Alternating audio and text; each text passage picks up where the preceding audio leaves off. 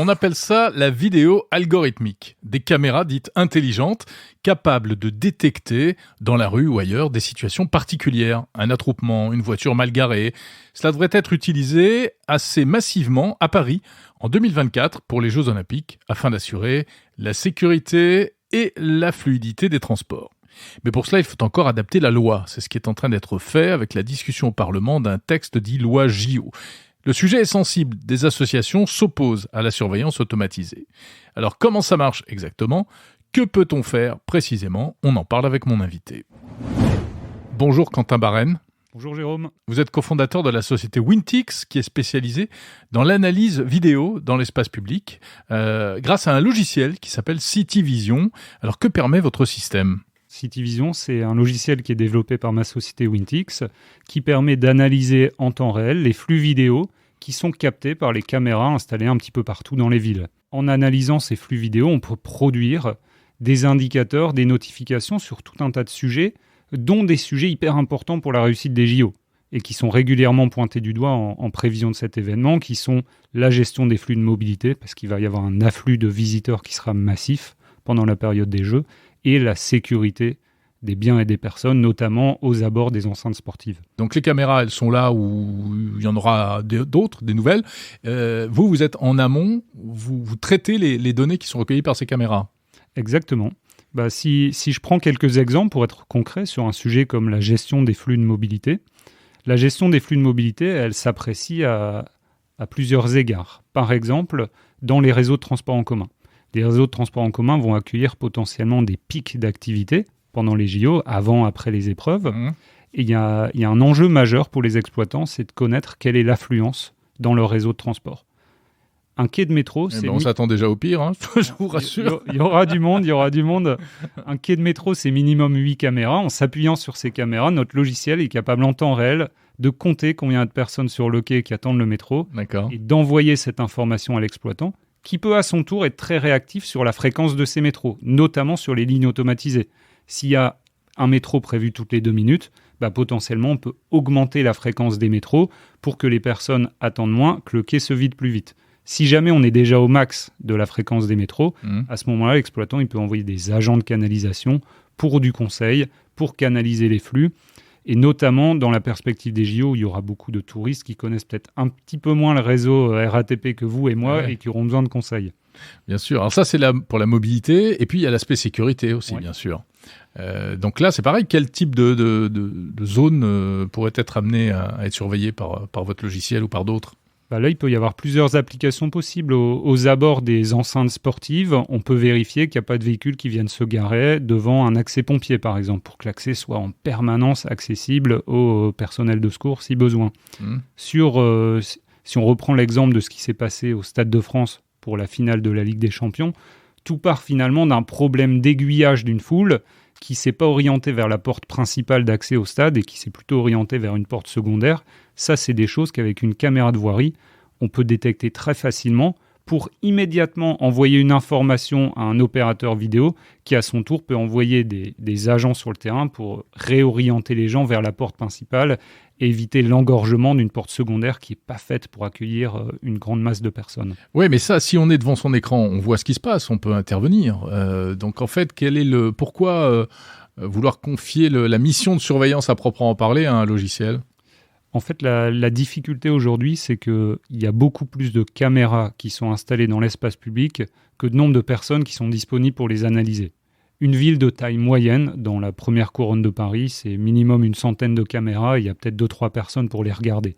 Donc vous imaginez bien qu'ils ne peuvent pas avoir les yeux rivés partout. Un logiciel comme CityVision, c'est un logiciel d'aide à la décision. D'accord. J'insiste, ça ne prend pas des décisions, un logiciel comme CityVision. Ça va juste vous envoyer une notification pour dire, regardez ce qui se passe, il y a un truc qui ne va pas, voilà. Sur cette caméra que je suis en train d'analyser, en fait, il se passe quelque chose d'anormal et ça vaut le coup de prêter une attention humaine à ce qui se passe pour savoir s'il y a une décision à prendre. Comment ça fonctionne ? En fait, donc CityVision, c'est un logiciel qui s'appuie sur l'intelligence artificielle, terme assez vague mais que je vais essayer d'expliciter. En fait, l'intelligence artificielle, c'est apprendre à un logiciel une compétence cognitive humaine. En l'occurrence, nous, c'est la vision. De la même manière que vous pouvez apprendre à un enfant à reconnaître une voiture, pour lui apprendre, vous allez lui montrer 10 voitures. Au bout de 10 voitures, il aura compris. Un logiciel, c'est bien moins intelligent qu'un enfant. Donc, ce n'est pas 10 voitures que vous devrez lui montrer, c'est 10 000 voitures. Et vous allez lui montrer sous toutes les coutures, de face, de l'arrière, de côté, de dessus, de profil. Une fois qu'il en aura vu 10 000 images d'exemple, il sera capable de reconnaître une voiture dans le champ de vision d'une caméra. Y compris s'il y a autre chose dans l'image, s'il y a quelque chose devant, si c'est qu'un bout de voiture ou des choses comme ça. Exactement. Et si jamais il a appris à reconnaître une voiture, un vélo et une personne, dans l'image, il sera capable de faire la différence entre une voiture, un vélo et une personne. Et ça a un intérêt. Dans l'organisation des JO, une fan zone, par exemple, c'est pas censé accueillir de véhicules. Si on détecte un véhicule, ça peut déclencher une alarme automatiquement auprès des organismes de sécurité. Est-ce que ça pourrait détecter une bagarre, par exemple, des gestes, une altercation, etc., pour déclencher l'envoi de policiers sur place ? Ouais, ça pourrait. En fait, aujourd'hui, des gens qui développent des solutions d'analyse d'image, il y en a beaucoup, chacun avec ses spécialités, et donc chacun développant des applications qui sont différentes. De la détection d'armes, il y a des gens qui vont vous proposer de détecter une arme. De la détection de rixes, de bagarres, d'actes violents, c'est des choses qu'on peut faire. Donc le champ applicatif, comme je disais tout à l'heure, il est large et on peut faire beaucoup de choses. Les bagarres étant un bon exemple. C'est autorisé ou pas ça ? Ou ça pourrait l'être ? Aujourd'hui, c'est pas autorisé. D'accord. La loi JO va être suivie d'un décret qui va qualifier en fait quelles sont les finalités qui sont demandées par cette loi JO. S'il y a la détection de bagarre ou la détection d'armes, alors c'est des choses qui seront dans le cadre de cette loi JO autorisées. Alors, on se parle, donc début avril 2023, qu'est-ce qui est autorisé, qu'est-ce qui ne l'est pas et qu'est-ce qui pourrait l'être ? Si je sors un peu du cadre des JO et que je vous parle de la réglementation telle qu'elle existe aujourd'hui, avec des caméras, les caméras déjà sont autorisées dans l'espace public, une collectivité peut installer des caméras pour vérifier ce qui se passe sur la voirie, historiquement plutôt pour des enjeux de sécurité. Ensuite, la nouveauté, c'est que depuis 5-6 ans, avec les nouvelles technologies, il y a des algorithmes qui sont désormais capables d'analyser ces flux vidéo. C'est ces algorithmes qui posent question, quand est-ce qu'on peut les utiliser, avec quelle finalité ? Aujourd'hui, à droit constant, on peut analyser automatiquement des flux vidéo pour produire des statistiques. Par exemple, chez Wintix, on fait énormément d'analyse vidéo pour produire des statistiques de comptage sur les mobilités. Donc, pour tout un tas de villes, on vous dit combien il y a de vélos, de scooters, de voitures qui transitent par les différents axes des villes pour aider les collectivités à mieux aménager la voirie. La finalité qui pose question aujourd'hui, c'est ce que la CNIL appelle les applications à visée opérationnelle. Donc, des applications dont l'ambition serait de notifier un opérateur vidéo en temps réel pour qu'il prenne une décision en temps réel. Ça, aujourd'hui, ce n'est pas autorisé par les lois telles qu'elles existent. Et c'est l'objectif de la loi JO qui est en ce moment en discussion exactement à l'Assemblée et au Sénat, c'est de permettre, dans un cadre temporel bien défini, pour des personnels bien définis et sur des endroits bien définis, d'autoriser ces applications à visée opérationnelle. Alors, il y a des associations qui s'opposent à ce type de surveillance vidéo, qui mettent en avant des scénarios un peu catastrophes. Quels sont les risques ? En fait, à mon sens, il n'y a pas grand-chose de nouveau. Les caméras sont déjà autorisées dans l'espace public.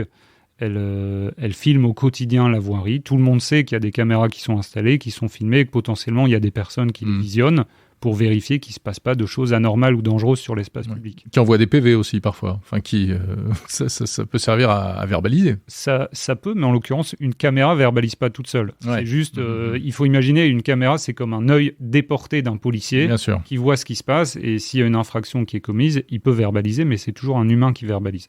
La nouveauté, c'est que plutôt que ça soit un humain qui les regarde, un logiciel comme le nôtre, il propose que ça soit un logiciel qui les regarde de façon automatique.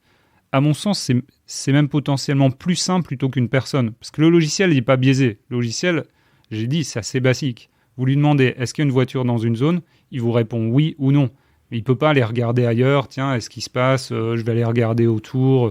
je peux bouger la caméra, je peux oui, espionner quelqu'un qu'il surveillerait à titre personnel ou des choses comme ça, c'est ça que vous voulez dire? Le logiciel peut absolument pas faire ça. Il peut pas le faire. Le logiciel, alors que l'être humain, lui, éventuellement, pourrait le faire. L'être humain, il est bien plus intelligent que le logiciel, donc il peut utiliser les caméras de différentes façons. Nous, notre logiciel, ce qu'il connaît, on peut faire l'analogie avec des ombres chinoises. Il a appris à reconnaître des silhouettes, et tout ce qu'il sait reconnaître, c'est une silhouette. Un véhicule, logiciel, il n'a absolument aucune idée de quelle est sa plaque d'immatriculation. Une personne, notre logiciel CityVision, il ne sait pas si c'est un homme, une femme, un adulte, un enfant. Lui, ce qu'il reconnaît, c'est une silhouette humaine. Et donc, si vous lui dites « est-ce qu'il y a une personne dans cette zone ?», il vous répond oui ou non. L'identification faciale, est-ce que votre logiciel peut voir des visages et peut éventuellement identifier des personnes? Non. Là, il ne peut pas du tout. En fait, et ça, c'est une décision de développement de Wintix. On a créé Wintix avec l'ambition de déployer des applications que nous, on qualifie d'intérêt général sur la fluidification des mobilités, sur la tranquillité publique, sur la propreté urbaine. L'objectif, c'est pas que ces applications elles se fassent au détriment des libertés individuelles de chacun. Donc notre logiciel, il fait pas d'analyse biométrique, il fait pas de reconnaissance faciale et il en fera jamais. Et d'ailleurs, c'est des choses qui sont pas du tout autorisées dans la loi. C'est pas non plus dans l'ambition de cette loi JO, donc c'est complètement écarté de cette loi. Et nous, on n'en fera pas. Donc d'après vous, on a tort de se faire peur en ce moment avec cette histoire de surveillance et de vidéo algorithmique? Je pense que oui, parce que les choses sont très très cadrées. Il faut savoir qu'en Europe, on a déjà le RGPD qui permet sur toutes les notions d'analyse de données, à mon sens, de tirer le meilleur parti des nouvelles technologies en se prémunissant des éventuelles dérives. C'est le cadre tel qu'il existe aujourd'hui. Là, pour les JO où il y a des besoins spécifiques, il y a quelques expérimentations qui vont être autorisées pendant une période d'1 an et demi. C'est donc de juin 2023 jusqu'à décembre 2024, dans le cadre uniquement de certains très grands événements, donc les JO ou la Coupe du Monde de rugby par exemple, et à destination de certaines communes, uniquement, celles qui accueillent les événements, et de certains personnels. C'est la police nationale, la police municipale et les agents de sécurité de la RATP, de la SNCF, c'est tout. Et après, c'est fini. La crainte aussi, c'est peut-être d'ouvrir la boîte de Pandore, c'est-à-dire que de mettre un premier système en place qui, un jour ou l'autre, pourra évoluer vers quelque chose de plus inquiétant. À mon sens, la caméra, en fait, la question qui se pose, c'est est-ce qu'on veut des caméras dans l'espace public? Ensuite, comme je l'ai dit, la mettre sous analyse algorithmique ou sous analyse humaine, à mon sens, c'est bien moins biaisé de le mettre sous l'analyse d'un algorithme que de la mettre sous analyse d'un humain. Ça, c'est, je dirais, mon premier élément de réponse. Et le deuxième, c'est qu'encore une fois, c'est des choses qui sont très, très peu intrusives. On ne capte aucune donnée personnelle. Une caméra, elle connaît 10 000 fois moins d'infos que votre banque qui suit tous vos paiements, qui sait où est-ce que vous payez, qu'est-ce que vous achetez, quand est-ce que vous l'achetez, ou que, encore pire, que votre téléphone portable.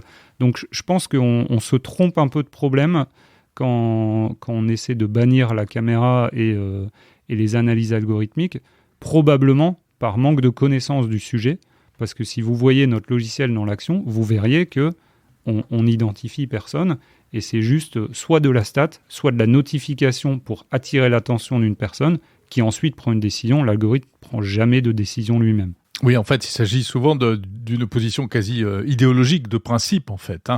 Merci Quentin Barène, cofondateur de Wintix.